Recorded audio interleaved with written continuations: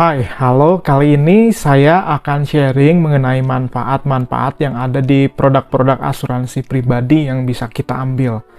Bagaimana cara kita supaya bisa mengoptimalkan dana yang ada pada kita atau uang yang ada pada kita untuk mendapatkan sebuah proteksi dan benefit, perlindungan dan keuntungan.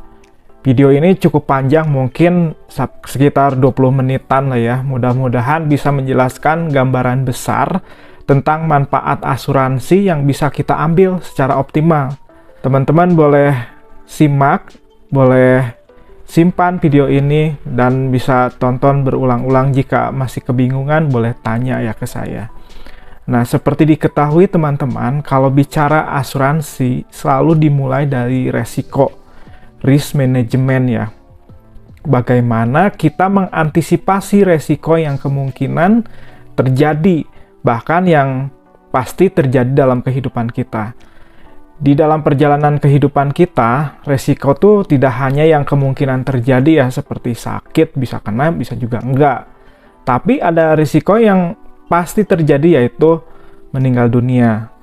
Menariknya, ketika kita bicara tentang asuransi, ada sebuah titik atau masa di mana kita sudah tidak lagi bicara tentang risiko, tetapi sudah bicara tentang benefit atau keuntungan. Nah, yang menjadi topik saat ini adalah bagaimana cara kita minimal nih mempertahankan kekayaan, menambah kekayaan, bahkan menggandakannya dengan konsep asuransi di instrumen keuangan yang bernama asuransi. Mari kita mulai. Kita akan membahas prinsip dasar asuransi untuk keluarga dan pribadi. Di sini teman-teman bisa lihat ada gambar segitiga ya, yang saya sebut sebagai segitiga perlindungan keluarga. Nanti teman-teman periksa kalau misalkan teman-teman punya asuransi, apakah sudah memenuhi segitiga perlindungan keluarga yang ideal atau belum. Teman-teman baca polisnya, periksa angka-angkanya.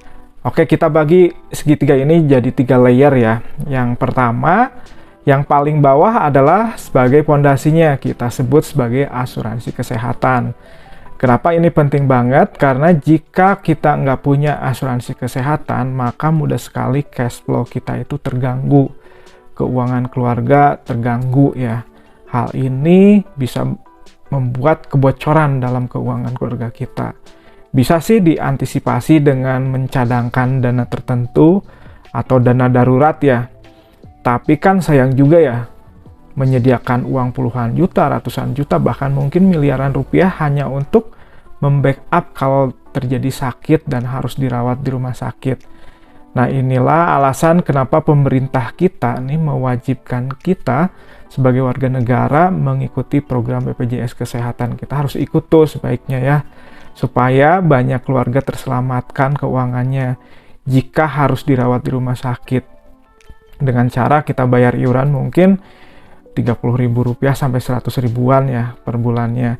Dan kalau sakit, kita bisa dirawat di rumah sakit rujukan ya, tanpa perlu bayar biaya rumah sakit. Nah, yang perlu teman-teman pertimbangkan dalam memberi asuransi kesehatan adalah pertama, harus bisa membayar semua tagihan rumah sakit.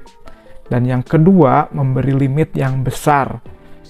Dan yang ketiga, ini anti inflasi. Maksudnya begini, anti inflasi ini berdasarkan harga kamar. Misalkan harga kamar kelas 1 itu 1 juta untuk bulan ini, tetapi mungkin bulan depan atau tahun depan naik jadi 1.500.000. Asuransi kesehatan akan membayarkan harga kamar tersebut. Dan tentunya tagihan rumah sakit yang lain yang sesuai kontrak akan dibayarkan meskipun terjadi kenaikan harga kamar. Nah, ini contohnya kartu yang kita punya. Namanya Black Card. Ini lain dari BPJS ya, ini asuransi pribadi ya. Kalau BPJS kan tadi asuransi dari kita beli dari pemerintah, tapi ini Black Card asuransi pribadi, dalam hal ini prudensial ya. Black Card ini sangat powerful banget, yang bisa membayar tagihan rumah sakit sesuai tagihan lah. Terus plafonnya atau limitnya besar dan anti inflasi juga yang seperti tadi saya jelaskan. Terus lanjut ke layer berikutnya adalah asuransi sakit kritis. Nah, Sakit kritis itu misalkan kanker, serangan jantung, stroke, dan beberapa penyakit lain. Umumnya ada 60 jenis sakit kritis yang bisa di-cover. Nah, ada pertanyaan, kok asuransi sakit kritis? Emangnya asuransi kesehatan yang tadi, misalnya kita udah beli asuransi kesehatan yang Black Card tadi, emangnya nggak bayarin kalau terkena sakit kritis? Jawabannya dibayarin ya teman-teman. Lalu, kenapa butuh asuransi sakit kritis? Mari kita lihat gambar berikut ini teman-teman. Sesungguhnya, kalau terkena sakit kritis itu ada biaya yang tidak terlihat. Banyak sekali biaya yang tidak terlihat. Padahal ada nyatanya ya. Ini kayak fenomena gunung es ya, yang terlihat di atas permukaan air itu gunungnya kecil. Tetapi yang di bawah itu gede banget yang tidak terlihat. Yang di-cover asuransi kesehatan hanya biaya rumah sakit. Sedangkan biaya pengobatan alternatif, misalkan ya, terus biaya akomodasi, misalnya yang terkena sakit kritisnya mau berobat ke luar kota atau ke luar negeri. Bahkan nih akomodasi untuk keluarga, misalkan hotel, perjalanan, tiket pesawat, semacam itu, nggak dibayar sama asuransi kesehatan. Terus kalau misalkan punya asuransi kesehatan, tapi limitnya habis, tentu akan nombok juga bayar biaya rumah sakitnya. Lalu biaya rumah tangga, misalkan asuransi kesehatan juga tidak membayar ini. Nah, satu lagi yang penting nih, income yang hilang nggak ditanggung sama asuransi kesehatan. Ini sangat penting banget. Maksudnya gimana? Kalau misalkan yang terkena sakit kritis ini adalah pencari nafkah utama, otomatis dia udah nggak bisa kerja lagi. Misalkan yang kayak tadi, misalkan stroke, nggak bisa kerja lagi, nggak bisa punya penghasilan lagi. Artinya income keluarga juga ikut hilang, karena yang bekerja sudah tidak aktif lagi menghasilkan income karena sakit tadi. Makanya banyak orang bilang kalau asuransi sakit kritis itu adalah sebagai pengganti income yang hilang, pengganti gaji yang hilang, pengganti penghasilan yang hilang karena sakit kritis. Karena sakit kritis ini menyebabkan orang tidak bisa produktif lagi. Beda asuransi kesehatan dengan asuransi sakit kritis ini adalah kalau asuransi sakit kritis, uangnya dibayarin langsung atau ditransfer ke penerima manfaat atau ke nasabah atau ke tertanggung atau keluarganya. Nah, setelah si yang memiliki asuransi sakit kritis ini terbukti bahwa atas diagnosa dokter dan didukung dengan bukti-bukti lab misalkan atau data-data kesehatan lain terkena sakit kritis. Padahal belum diobatin, ini bisa langsung cair. Jadi hanya berdasarkan analisa dokter dan didukung dengan hasil data-data kesehatan lain, walaupun belum dirawat, bisa langsung cair asuransi sakit kritisnya, uang pertanggungan sakit kritisnya. Nah, asuransi kritis ini juga bisa berguna bagi teman-teman yang memang tidak memiliki asuransi kesehatan. Asuransi kesehatan punya misalkan dari kantor ya, plafonnya habis ternyata atau terbatas ya. Jadi bisa untuk menambal jika ada bolong atau ada kurang-kurang yang di-cover dari asuransi yang punya. Misalkan dari BPJS juga ada penyakit tertentu yang misalkan tidak di-cover. Nah, disinilah gunanya membeli asuransi sakit kritis tadi. Membeli asuransi sakit kritis saya sarankan yang tradisional ya, yang preminya bisa kembali dan dibayar hanya misalkan 5 tahun atau 10 tahun saja. Dan bisa mengcover hingga usia lanjut, usia 88 tahun. Di sini ada manfaat hidup, manfaat sehat juga. Usia 88 tahun sehat, keluar juga santunannya. Tidak mesti terkena sakit. Hitung-hitung buat dana pensiun lah ya. Sehat hingga usia 88 tahun, cair juga uang pertanggungan sakit kritisnya. Banyak yang berpikir asuransi itu bisa dibeli kapan saja.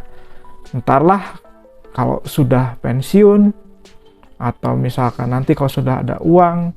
Padahal asuransi itu dibeli dengan kesehatan, dibayar dengan uang. Ada satu titik di mana seseorang tuh sudah tidak eligible lagi membeli asuransi, sudah tidak bisa ya, tidak layak beli asuransi sekalipun punya uang banyak, nggak bisa diterima sama asuransi karena faktor kesehatan. Nah, silahkan dihitung, dipikirkan kembali, sesuaikan dengan budget dan kenyamanan. Mana yang sesuai dengan budget, mana yang sesuai dengan kenyamanan teman-teman.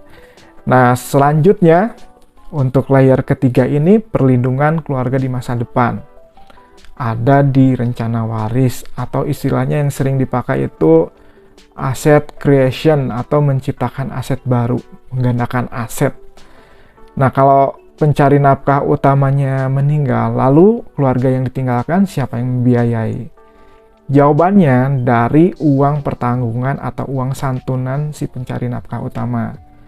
Di depan tadi saya udah ngomong risk dan benefit. Ngomongin asuransi memang selalu dimulai dari resiko.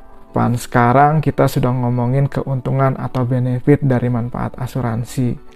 Itu adanya di rencana waris, perlindungan kekayaan, mempertahankan kekayaan, penggandaan kekayaan.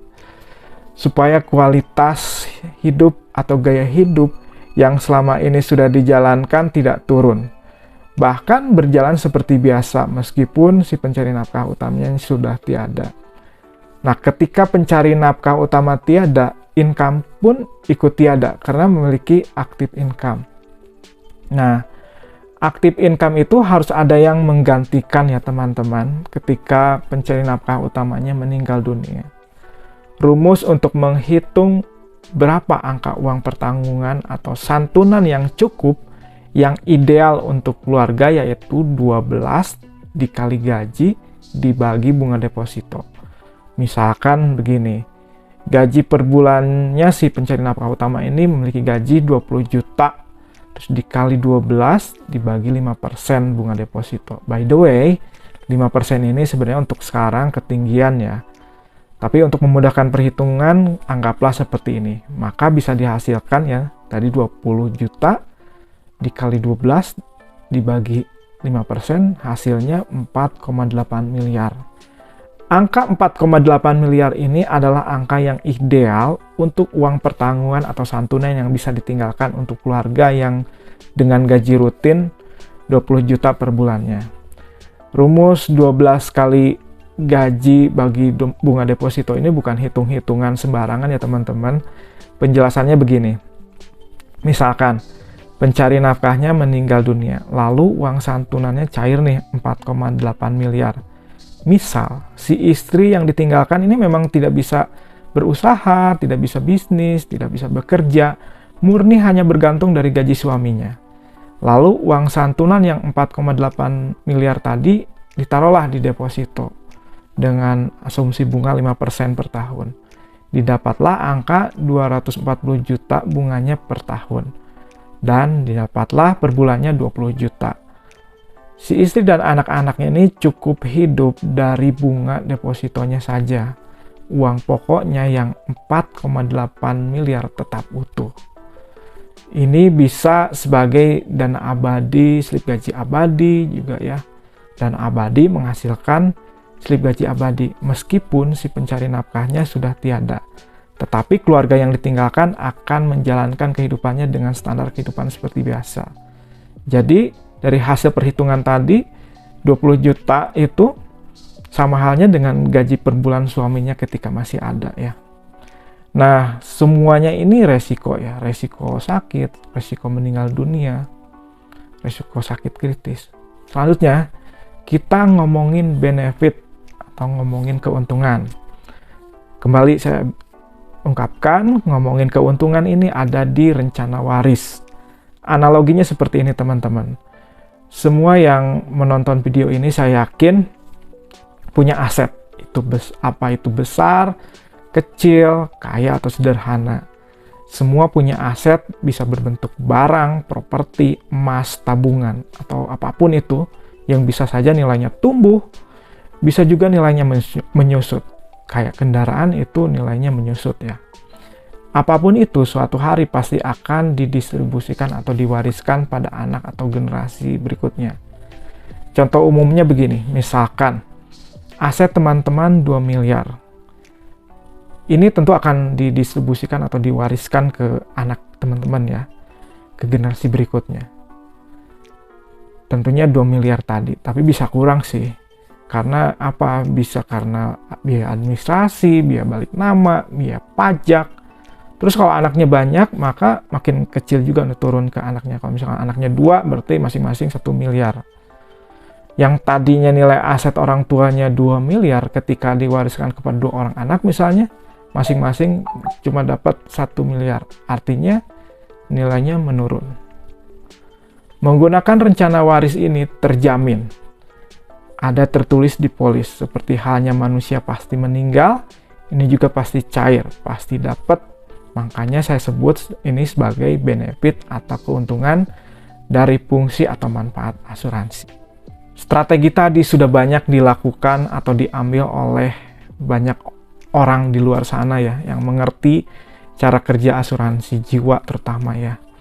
Mereka ambil untuk minimal mempertahankan kekayaannya atau bahkan menambah kekayaannya. Dan berita bagusnya, ini bukan akal-akalan, ini legal. Ini bukan trik, bukan money game, bukan judi. Terus bebas pajak dan diawasi OJK. Bagaimana caranya? Berikut ini ada 2 strategi rencana waris ya. Rencana waris yang saya sudah hitung-hitung. Yang pertama, misalkan aset teman-teman tadi 2 miliar. Sebelum diwariskan, yang 500 jutanya bisa dibelikan polis yang menghasilkan 1,5 sampai 2,5 miliar. Terus yang 1,5 miliar sisanya tetap di aset, bentuk rumah misalkan, tabungan atau barang-barang lain. Ketika diwariskan yang tadinya 2 miliar menjadi 3 miliar, 4 miliar. Ini tergantung dari profil teman-teman ya, dari usia, jenis kelamin, dan data kesehatan teman-teman. Hebatnya lagi, ini bisa dicicil. Beli polisnya nggak mesti langsung gelondongan 500 juta ya. Bisa nggak perlu langsung 500 jutanya langsung bayar di depan, tapi dicicil 5 tahun, 10 tahun, sampai 15 tahun tanpa bunga. Saran saya sih belinya dengan jangka waktu yang panjang ya, karena memang seperti beli rumah, semakin panjang masa nyicilnya tentunya juga besaran cicilannya juga lebih murah. Selanjutnya, strategi yang kedua yang menurut saya ini lebih menarik. Menurut hitungan saya, asetnya kan tadi 2 miliar ya. Yang 1 miliarnya dibelikan polis dan bisa dicicil seperti skema yang tadi ya. Dicicil sampai 15 tahun. Kita nih udah capek bekerja, dari muda ngumpulin uangnya, ngumpulin asetnya, pengen dong menikmati. Liburan misalnya, jalan-jalan gitu, tinggal di Bali mungkin, beli rumah, beli apartemen misalkan ya. Satu sisi kita pengen nikmatin hasil kerja kita selama ini sampai pensiun. Sisi lain juga pengen juga kasih ke anak sebagai warisan yang cukup. Yang 1 miliar ini dihabiskan untuk kita nikmatin. Dan 1 miliar sisanya dibelikan polis yang menghasilkan 3 sampai 5 miliar untuk diwariskan. Ini juga tergantung profil dan usia teman-teman ya, dan data kesehatan. Jenis kelamin juga berpengaruh. Hitung-hitungan ini tercatat di polis teman-teman. Jadi selalu periksa polis teman-teman, dibaca, dianalisa. Kalau misalkan kurang mengerti, bisa dikonsultasikan. Di mana hak teman-teman dan kewajiban teman-teman bisa tercatat di polis. Nah, perusahaan asuransi akan tunduk pada apa yang tertulis di polis sebagai kontrak pertanggungan.